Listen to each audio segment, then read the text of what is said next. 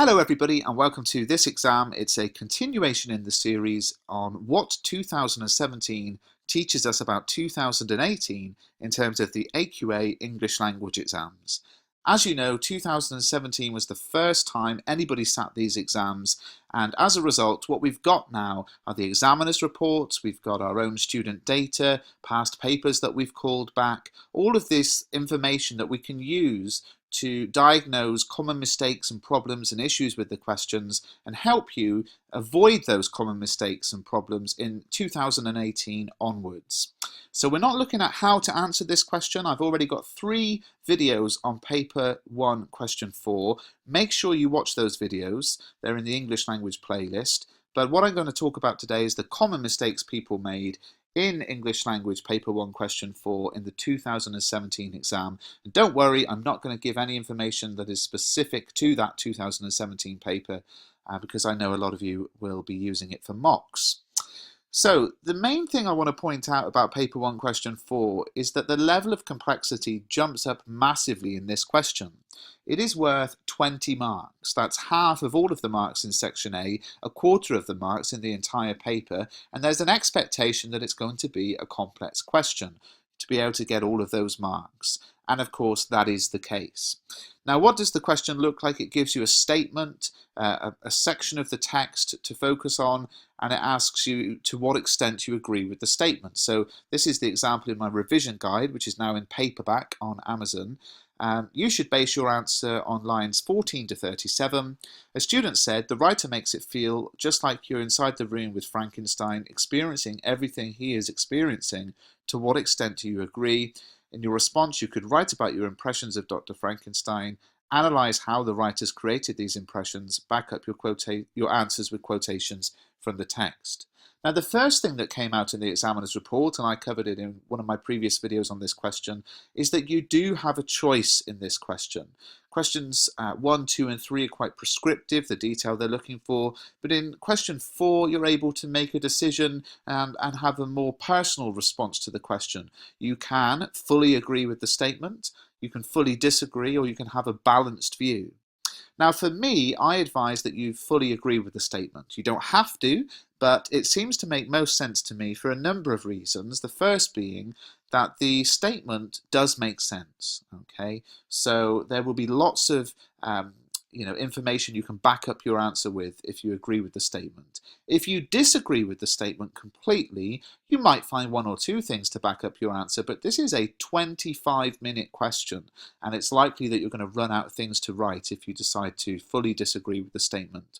If you have a balanced view, then it's edging very much towards a kind of opinion-based answer rather than what was the writer's purpose. So as I said, all 3 are fine, but I recommend agreeing with the statement. Most teachers do, in my experience, for the teachers that I've met.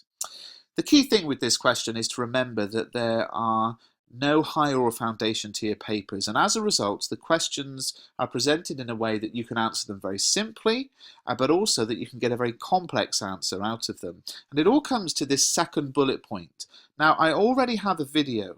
Did you know this about question 4 in paper 1 and 2? And this is an essential video which really covers everything that the examiner's report went on to say students struggled with, okay? So only 22,000 people have viewed that video, so I'm aware that not as many people have watched that as some of my other videos, but that is essential, and I'm just going to sort of summarize what that video said, because what the exam board have said, the main problem with this question was that although it's an evaluation question, students really were much more able to evaluate the ideas in the source in relation to the statement, but not so much the methods the writer used to convey these ideas. And there's been a lot of confusion with this question because it assesses AO4, and that's an assessment objective that is new to a lot of people. And this second bullet point is the key bullet point. It says how the writers created these impressions. Now the response from most people is, well, it's not an AO2 question, which is language structure form. So how can I analyze how the writer has created these impressions if I'm not allowed to write about language structure and form. But the good news is, and that's what I cover in that video that I pointed out, this one, that if you look at the sample mark schemes for the sort of sample papers the exam board have released, you see that actually when it comes to how the writer has created these impressions, you can write about anything that is relevant to the question. So if it does feel like you're in the room with Frankenstein and the writers achieve that through their use of language, then you write about it, or structure, or form, or tone, or repetition, or sentence length, paragraph length, first person narrator. Basically, the point is this: whatever the writer has used to create the impression that you're agreeing with, disagreeing with, or having a partial agreement with, then it is absolutely valid to write about it. And the biggest mistake students made was they failed to address the methods the writer used. They dealt with what the impression was, but not how the writer had created it. So let me give you an example. These are a couple of paragraphs, slightly blurry, I'm sorry for that are in my revision guide, answering the question that we just looked at.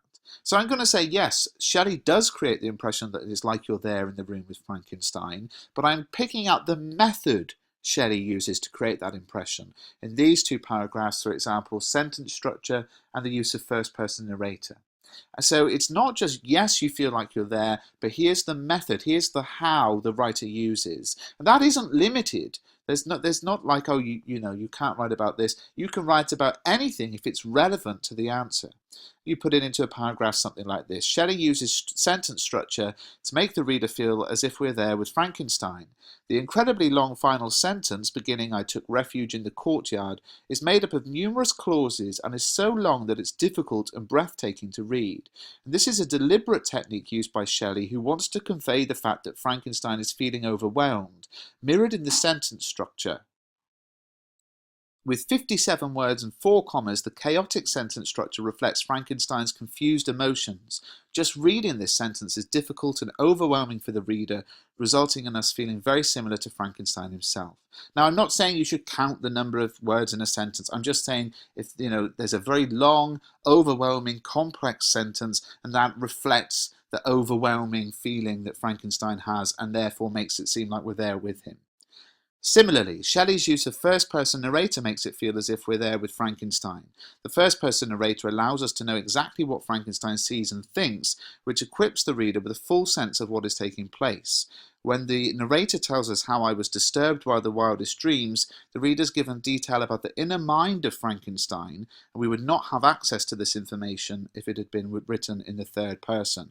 Now, of course, there are more paragraphs in my answer. It's in the revision guide, but the point I'm trying to make is this, and it's a point I've already made, so if you're following the Mr. Bruff approach, there's nothing new here, but the point is this.